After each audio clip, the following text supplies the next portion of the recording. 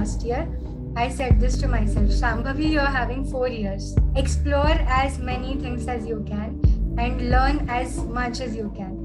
Hey viewers, welcome to Inside the Startup Dream, and get ready to witness another story of how a dream became a reality. I am Ashmita, a manager at ESEL IIT Madras. And here with us today is Shambhavi Kulkarni and Rutuja Bhagwat, founder and co-founder of Nyahari. Our team is really glad to have you both here today. And thanks a lot for squeezing in time and being a part of this. So let's have a quick intro round. Can you both tell us about yourselves? Nyahari is not my first startup. It's my third startup, to be precise. Earlier, we experimented on different ideas. A few of them didn't work. And then we finally ended up on Nyahari, where everything came together, like the team, the co-founders, the idea, the market. So I was always interested in this domain where I could make a change and I could see that I'm actually creating a change in this world and making it a better place. So I guess that would be about me. Yeah, that's great, Shambhavi. As you all know, I am also working on the startup Nyahari with Shambhavi. I'm a final year engineering student at VIT Pune, and I've always been to this active in startups and stuff. Talking more about my skill sets, I have been active in domains like analytics and consultancy. I have been this active pal in my engineering college, like being a part of different committees like you people are. I started my journey working in VDC at VITs from an coordinator. Like I worked there as an corporate and external affair coordinator. Then I become a startup connect secretary, which give me exposure to learn more about this, how the startup ecosystem works, like how you get interact with the people working in the same ecosystem. So I get that network that we build and the experiences that I came across. Like I started working with different startups from my second year of college itself. So I guess that's only the work and the network that I received in my college years helped me to be where I am today. How did this idea come to you? Were you searching for an idea from the start? Like, did you want to become a startup founder? Did you want to have your own startup one day? And you were in a search for ideas, or did the idea just come to you suddenly one day? I think for me, it was always this thing of like starting something. Like as I told, I will give you an insight about how my childhood looks like about when I completed my 10th standard and something. So I was the student who was preparing for MBBS, and so I prepared for almost 2 years and also spent one extra year to clear the NEET examination. And you won't believe that when it was a 10th standard, so I was this topper kind of student who tops every thing, active in sports and academics and stuff. And I remember it was a pre-board examination of mine, and I came home bagging some prizes, like topping some subjects. And so there was a cousin brother of mine who asked me like, what you want to become, Rutuja? And at that time I was clueless. He was asking me, would you like to be a doctor? I said no. Would you like to be a lawyer? I said no. And then he was like, what do you want to become? At that time I said, I will let you know.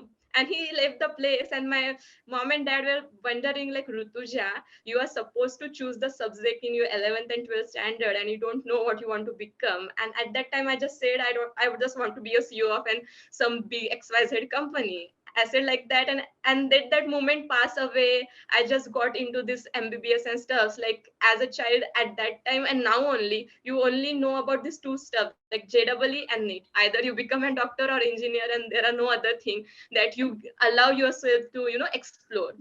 So after that, but though I was preparing for my MBBS, there was this thing in me, like from my early childhood only, that I want to start something. I won't say precisely a startup, but you can say business. I want to be a businesswoman kind of things. I was preparing for this college year, like for examination, and at that time I came to know that this is something I don't want to do. And thankfully, I didn't clear the NEET. I got into engineering, and then from that first year itself only, I started to explore entrepreneurship.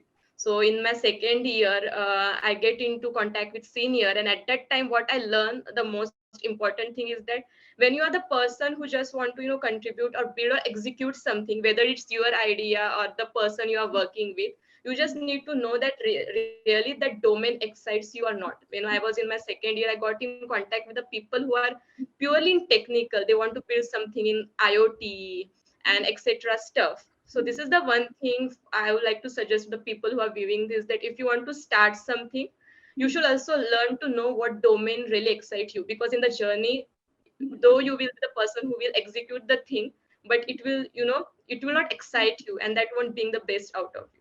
So that's the thing. Yeah, Shambhavi. I was also searching for the idea actually. So I was very active in the startup domain. I, as I mentioned, I was in the ESL of our college. So I had the exposure to talk with so many entrepreneurs. And fortunately, I used to stay with one of my seniors who gave me this business perspective. So we were working on different things. Like I mentioned, I had a few different startups before that into different domains. So those were not the ideas which made me, get excited about, okay, this is the idea I want to work on. But I worked on it because I was like, okay, it is an experience, right? So even though I knew that this is not a multi-million idea which will, be disruptive in today's world, but still we worked for it. And because we worked for it, we understood how to build the team, how to be a co-founder, and there were so many learnings out of it. So the reason I got this idea was because I was already in the startup domain. So it was like I was searching for something to work on while working in the same domain. Actually, I received an offer from a Chennai based startup to join their startup as their co-founder. And that was into health food. And then I was discussing this with one of my seniors. And that was the moment when this idea struck, that why isn't anyone working in breakfast? I mean, breakfast is a big domain. There are so many people out there who want to have breakfast, and it is the most important meal of the day. So, although it's most important meal of the day, there are still no service providers who will provide you with healthy and delicious and nutritious breakfast. So that's how the whole idea came to me. And then I started working. So whatever I was working previously, I set it aside. And that was the moment I knew this is the idea I wanted to work on. The next day, I was thinking of the names which we can put, and I came up with Nyahari. So basically, Nyahari means a heavy breakfast. And then I bought the domain. It was that instantaneous. Okay. Yeah, got the idea. And I knew this is the idea I want to work on. And then the whole process started of market research and finding my co-founder, obviously, making a team and everything. So can you tell us more about how Nyahari works? As in, like, who's the major target, and what you've been up to all these days, and what are its future plans? Now, what Nyahari does is we have created hyper-local kitchens throughout the city, and we serve healthy and homemade breakfast to corporates, hospitals, and individual customers. So our aim is to bring back the culture of having breakfast. Because if we see in today's world, we skip breakfast most of the times. We are lazy people. And even though if someone is not lazy, they are having this sedentary lifestyle where they have to rush in the early morning, right? So they don't have the time to actually wake up early, make the breakfast, eat it, and then go to office. So because of many such reasons, we started skipping breakfast, which led to the increase in number of diseases like diabetes, BP, indigestion. Nowadays we find it even in kids, right? And that's all because we are not having the right diet at the time. So even if you have the proper quantity of food at the right time, that helps a lot. That will help prevent so many diseases we cannot even imagine by just starting to have breakfast. So we are aiming to bring back the culture of having breakfast, and that too homely and healthy breakfast. Now every vertical of Nyahari is curated very thoughtfully. So you must be knowing about microplastics, right? Yes. If we eat from plastic containers, there are microplastics that get into our stomach. In order to eliminate that, Nyahari opts for a completely biodegradable packaging. So our all packaging materials are made up from bagasse containers, which is completely biodegradable. So not just the food is healthy, but we are also ensuring that the packaging in which it reaches to you, that too is healthy, along with it not harming the environment in any way. So every month we are saving so much of plastic. I mean, that's really a good thing, because only Gen Z people are the people who work towards creating a change. So I guess that's the small part we are trying to do from Nyahari. And again, the third vertical, which is very important, we are employing housewives. There are so many women. To be precise, there are 190 million housewives in India, and they are depending on the males of their family for financial freedom. And you must have seen, even if they want to go out, they ask the males, right? And a big part of women empowerment comes if you have the kind of financial freedom. If you have your own finances, the freedom automatically comes to you. And that was our aim, that there are so many housewives who have so much of potential, but because of family conditions, they are not able to go out and work. So why not we reach to them, to their home, and we give them work from home opportunities. That's how women are creating this additional income source for them by working from home, by doing the thing that they are best at, by cooking. And for our customers, they are getting a healthy as well as a homemade breakfast, a breakfast which is made from the love of a mother. That's the whole Nyahari. The number of women entrepreneurs were actually very less, like when compared to the total number. So how do you think that affected you both? And how do you think the startup ecosystem itself is changing for women? Like how is it encouraging them, and how is it making more space for women? First of all, there are few women in the world. And again, we have chosen startups. So there are very few women in business as well. So it's kind of different to bond with the males out there in the industry, because so the point is we need friends in every industry. Okay, friends who will genuinely advise us, friends who wish good for us, friends who will tell us that this is a new opportunity where you can tap in. This is the kind of referral which you'll need to get that first order from a corporate or get into the hospital industry. So what happens with boys is they can bond over a cricket match. It's that easy for them to make friends. But when you're talking to the opposite gender, you need to find ways to bond with them so that you can create genuine friendships. And that's the thing which we both face, where we have to find things in order to bond with people. But everyone in the startup industry is really supportive. So there is no discrimination that happens here, that, oh, there are female founders. They are always welcoming. Oh, there are founders. That's what happens in the startup industry. And among the few women that are present, women are very supportive. Women and men both are very supportive, but I'll talk more about how women are supportive in this industry. So, say me and Rutuja, right?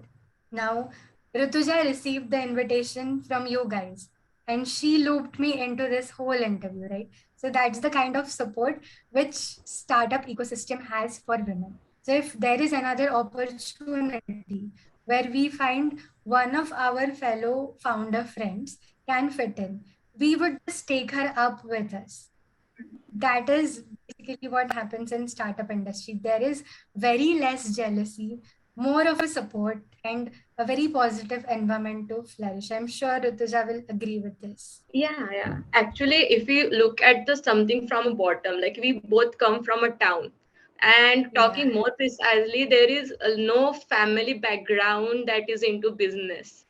Both of our Yeah. parents are like my parent and her parent are the government employee. So people find it very difficult when you are not from a business background. But what matter is that for our generation, we find ourselves not able to convey what we are trying to do. We think that the person or the people around you are our parents. They are not able to understand us, but we don't try to convey what we want to become or what we want to do. And the thing I would like to convey to everyone who is viewing this, like if you want to do something which is away from the field, like engineering, you can like convey this to your parents. Okay, I want to be a doctor. So it's very easy for them to understand because they have seen the people around them who are doing the same thing. But like me coming, and like both of us coming from a town, so this profession or having a startup, they have not seen this because this is something which is out of their bubble. So you need to be the person who can show them that yes, this is in our bubble too. So you need to take that stand. You need to make them show that, you need to show that this is my interest zone. Give me this time span and I will show you that I'm working on something. So everyone who wants to do a startup, and if they are complaining that I doesn't find my family supporting me, like you are, like for example, someone is in their final year and their family wants them to get the placement. So you can say them to that, give me 6 months, this is my interest zone, I will show you that I'm working in this. So this is how you break those barriers that come across you. Because if you try to like if you want to do something, you just need to start doing it, and there is no excuse for that, like no support or something like that. You just need to get along with the flow. You just need to try to make people around you to understand that. And talking about how supporting this ecosystem is, like as Shambhavi told, we got some experiences that which found us that when it was a starting era for entrepreneurship, there was this question which were asked by the investor that is there a man in the business. But if you look at the situation right now, it's not like that. People, what matters right now is the product or the service that you are providing and the team. It doesn't matter the founder is man or woman. So I think that's the tremendous change that have been brought up currently by the people or the women entrepreneurs that come before us. I think they were the one who take that decision to start up, and I think their courage is helping us to have that dream and to build something. So I think if me and Shambhavi are starting coming from a town, now we were the inspiration for the people from our own town, so that they will understand, their parents will understand what startup is. So it's you are the one who need to start. So that's, so You're you not need to break that barriers, I guess. No one will break that for you. The startup has become a part of the 100x VC cohort. And I believe that's a humongous leap in your journey as a startup founders and co-founder. So how did that affect the journey? Like how did it push the startup up, and how did you feel when such a milestone was reached? Well, we were happy when we got selected in the 100x species Gurukul cohort, because 100x species is a very well-known, a very well-known accelerator in India. They have funded so many startups, and we were glad to be a part of it. So they used to have their lecture series where we could actually listen to people we could not reach in general. So we used to listen to great founders who have, you know, came their way long through the whole startup journey. So they have been there, done that, what we are doing today. And their learnings were something which was the most important part of the whole cohort. And listening to them, learning a lot from them was the biggest thing, or you can say biggest takeout from the whole 100x species cohort. So we were happy to be associated with such an esteemed name. We were glad to be, able to hear to their guest sessions, to have the access towards their speakers and everything. And that was it. We learned a lot through the time we were with 100 and it definitely helps. It definitely helps if you are connected with an accelerator in order to strengthen your learning. Yeah, I can add to her points. Like I will tell you, so whatever, there are different stuffs, like accelerators are there, incubators are there, but what they will show you what to do, but you as an entrepreneur need to know and learn how to do it. So though you get into an incubation, though you get into accelerator, or though you receive a fellowship, they will just help you to understand the process. Like they will help you to understand how you can set a MVP, how you can get into that process, like how much time is required, what in what deadline you should complete the stuff. They will provide you their network. They will also they will just give you a mentorship, but execution is what you as an entrepreneur need to sort with your team. So it's like they are the oil to your vehicle, but you are the vehicle, and you are the one who build the vehicle, and you are the one who will put that oil in the vehicle. So it's all about you. You will only get the learnings. Another important part in a startup would be its fundings. So how has your funding journey been, like from the start, and what are your future plans regarding it? Well, it is a roller coaster journey because, so, okay, there is this dilemma. All right. One moment you feel I should go approach investors. The other moment you'll feel, no, I should generate a little more of traction. Then again, the other moment you'll feel, no, it's okay to approach investors. And then again, in the next moment, you'll feel, no, I should generate some more traction. So, what happened with us so far was we kept on doing both. We used to go out, conduct our operations, do whatever work we have to do every day. And at the same time, we used to set up investor calls. So, we used to have this investment meetings. I would suggest whoever is having an early stage startup, after you get your POC done, POC means proof of concept. So after you have the proof of concept, you should definitely start approaching investors, because the kind of questions they ask, that is the most important thing. So even more important than getting the investment at this stage is you getting to know what kind of questions the investor is asking, because those are the answers you will actually need for your startup as well. So the kind of questions our investors asked us helped us build many things. So one of the investors asked us about our unit economics, and we didn't know what a unit economics sheet looked like. So me and Rutuja we then researched how it looks like and then made it. So if we didn't get on the call with that investor, we would have never known what unit economics means like. So just get on the call with investors, and whatever questions they ask, those are the things you need to sort for your startup. Some investors might be very polite, very humble, and they'll actually explain you that you need to look after your financials, you need to look after your business model. Some would be very rude, who would just discard your whole idea, and they would basically not respect it a lot. And some would be scavengers. So some would try to just take whatever profit they can make out of you and not think about you at all. So being the founders, you will come across all these kinds of investors. What's important is before making the investment call, you should think whether or not the investor aligns with our vision that we have planned for next 10 years, at least for 10 years. That's the vision you both should align on. And if that's not the case, then you should not take the investment. That's what we did. We let down a few investors because we did not align with the vision. And that is the most important thing. So you might raise a little lower round as compared to the other investor, but it's always important that the investor you are having, especially in the early stage, mentors you, gives you the access to their network, helps you build the startup, because in early stage mentorship is very important. And yeah, these are the kind of investors you'll face, and being the founder, you will have to make the call that should I Correct. have a deal with and whom should Mhm. I go. So no matter how promising the deal is, intuition plays a big part in this as well. If you're not getting the intuition, don't go for it. Correct. In addition to this, people like as a student entrepreneur, the dilemma is the two questions that came in front of us is when to raise and how to raise. So there are different stages for the funding. The first come is the pre-seed, the seed, and then the series round starts. So the pre-seed is when you are at a very idea stage.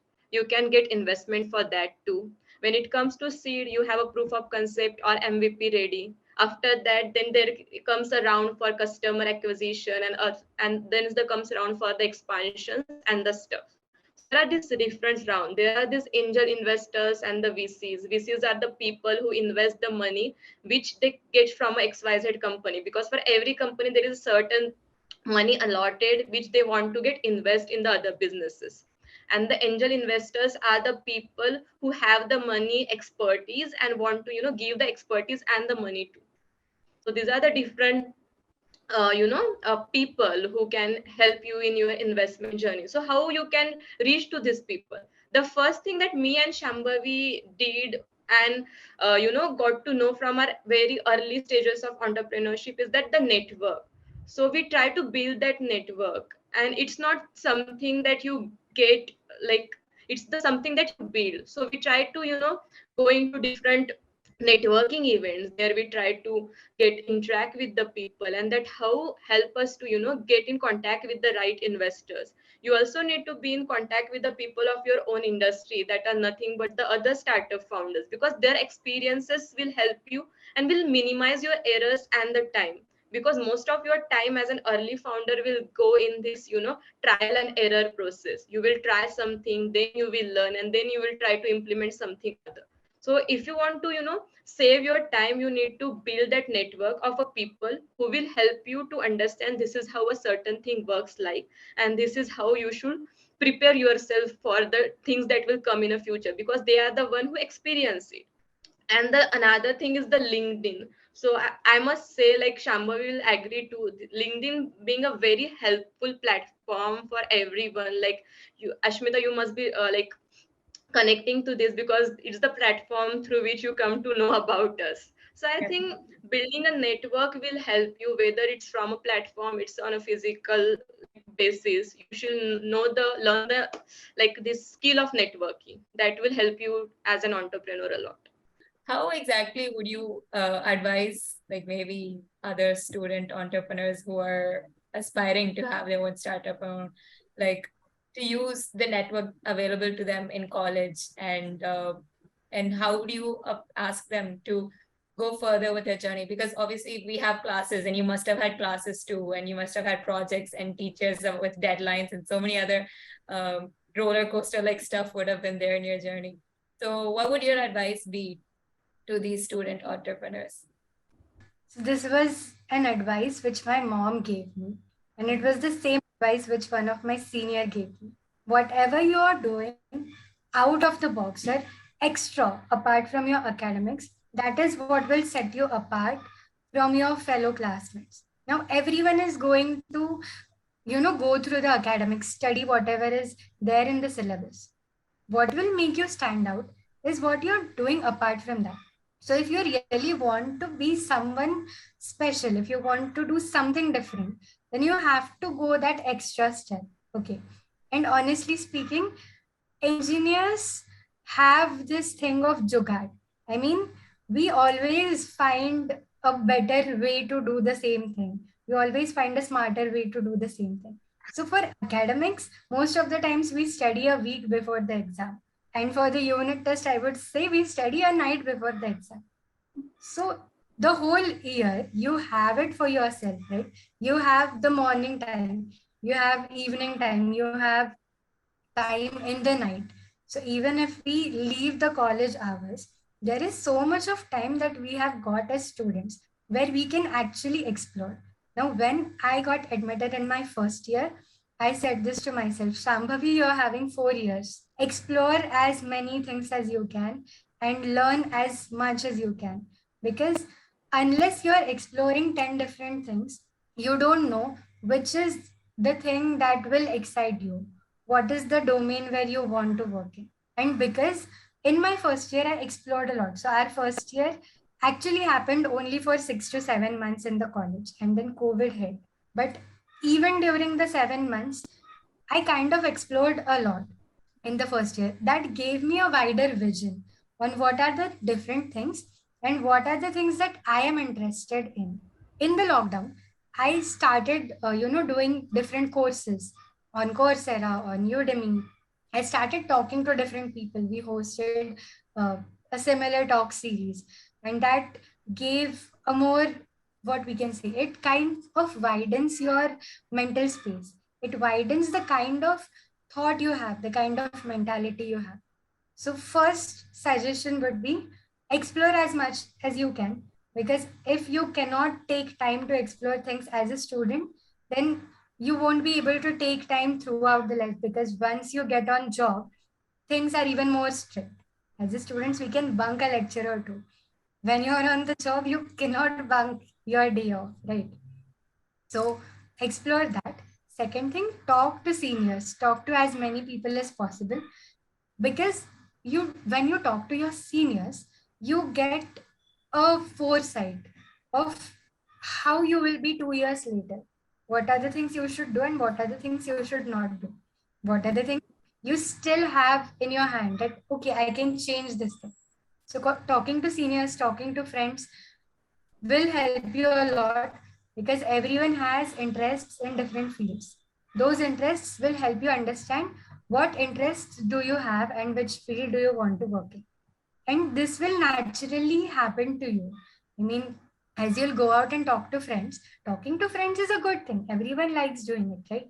So there is no extra effort we are putting, but the kind of topics we'll discuss will definitely help us set aside from other 10 people or other 60 people in our class. So these are the two very important things for student entrepreneurs. And third and foremost important thing would be, think yourself as a boat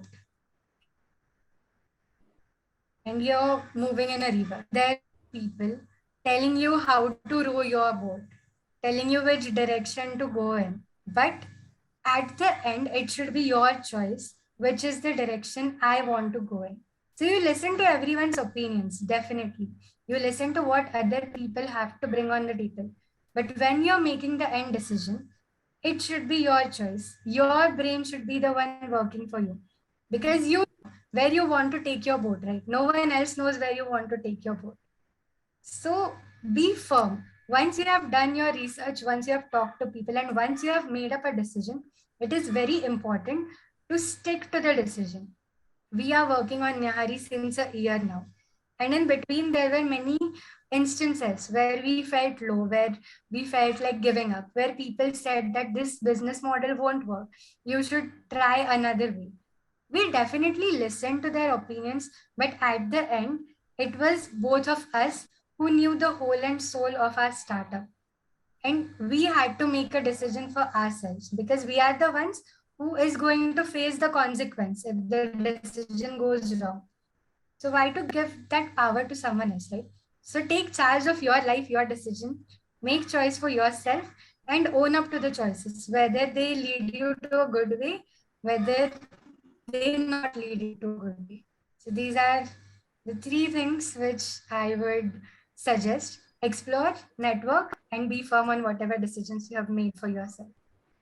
Yeah, I completely agree, Shambhavi. Talking like being a student entrepreneur is a challenge itself. You have different stuffs. You have this vibas and projects and stuffs. Talking about my academic schedule is that we need to have a minor project for each subject. We need to have a major project, whether it's a software domain, hardware domain. When it comes to IIT, we do understand you do have a different stuff which will be on table. But what you need to understand that if Ashmita you decided you want to become an entrepreneur, so there will be no choice of you being sitting for a placement. That implies you don't need to have a more than average pointer, so you can say to yourself that I will be satisfied by a decent pointer, and for a decent pointer one study before night will be sufficient. So this is how you set your priorities. When it comes to a project, you know that though it is a semester long project, or though it requires 2 months, we people complete in within a week. And sometimes we try to complete it at the end of the day, like in a 2 days or only in a one day. So this is how we know how the process looks like strong, like talking very bluntly about it, like being a student, we know how we complete the things. So we know the time lies in between, like okay, you want to be entrepreneur, the attendance, okay, for you I do understand that the mechanism for each person, whereas like me and Shambhu are thinking maybe different. Like for us the attendance doesn't matter, for us the marks doesn't matter. It won't be the same for the different student. Like though you be a startup, like startup founder, and two, you are an topper too. There are some cases like we saw in our ecosystem that people are very good in academics and they're also excelling in the startups. So I think it's all about managing your time and understanding your priorities and nothing else. Like just maintain your 75% attendance, okay, spend your 6 hours in a college. After that, what you have other 2 3 hours also, you have more than 2 3 hours. So it's all about managing your time and understanding priorities, nothing else. So one last question for the day. How did you both meet? Like, how did you choose each other to, like, move on? Like, you both have gone through so many struggles with respect to investors, and I think college life itself is something. You both are in the same, both of your college students. So how did this happen? Interesting story itself, Shambhavi. Very interesting story. So it's a pure Gen Z story. We met online. There is this platform called Co-Founders Lab. Now, both of us were the part of entrepreneurship development cells in our colleges. So we both were active in startup domains. So on the site Co-Founders Lab, what happens is you meet co-founders. So if I want to join a startup, I can create a profile there and see what other founders are doing. If I want a co-founder for my startup, I can create a profile and see who are the potential candidates there. So we first met there. We then reverted to LinkedIn. We saw each other's profile. We got on a video call. It was back when the first lockdown, no, the second lockdown was happening. So we got on a video call. We had this great chat. And the thing I liked about Rutuja was, so there were so many people whom we used to talk. We both used to talk. But what clicked to us was we both worked on the same principles. I mean, yes, we want to earn a lot of money through our startup. But yes, we are ready to, put in our efforts. We are ready to struggle. We are ready to give up a few hours of sleep. We are ready to give up on other things. So say on weekend, we go and attend founders meetups while our friends are out there partying. So both of us were ready to make that sacrifice. And you have to sacrifice something in order to gain something. So that's a quality I saw in her, that she had big dreams, but she was also ready to work towards those big dreams. And that's what really caught me, that yeah, she has the same principles which I am having. She's confident, and most importantly, she will stick through thick and thin. This won't happen that if tomorrow Nyahari is drowning, she would leave me. She would be there, drowning with me. That was the thing which I, got about her. And we didn't jump off to be co founders right away. I mean, we worked on the project that I was working previously before Nyahari. So we worked on that. I saw the way Rutuja used to work. I saw the kind of dedication she has, because the co founder is like your husband or wife. Okay. You're going to stay with them for a very, very long period of time, even more than the one that you'll spend with your girlfriend, boyfriend, husband, wife, whoever it is. So you need to vibe with that person, and that person needs to be as dedicated towards the cause as you are. So there might be another person who has more skills, but if he or she is not dedicated, then his skills are of no use to me. So that's another thing which helped me decide that she's the one, because she worked as dedicatedly as I worked on this particular idea. And after working together, after finding out that, yeah, we are vibing, that's when we became co-founders. So you won't find a co-founder right away. You need to see your work ethics. You need to see whether you are compatible working with one another. If there is some sort of argument in you guys, because of course, two different people, two different thought processes, two different opinions. So there are high chances you'll get into argument. How do you resolve the argument? That is the biggest thing, right? So these are a few things we got to know we can be co-founders because we worked on it before. So although we didn't meet in person, we knew that yeah, we can be good co-founders. We can be a good team. So that was really nice. And I think you said that even though your other friends were partying, I think you both had a fun journey along the way. Like even they have stories of parties and trips to say, but I think you have more bigger stories to share with respect to your startup journey. So that was really nice. And thank you so much for being here today, Ma. And this was a wonderful session. And I think the audience are going to love it. And thank you again so much.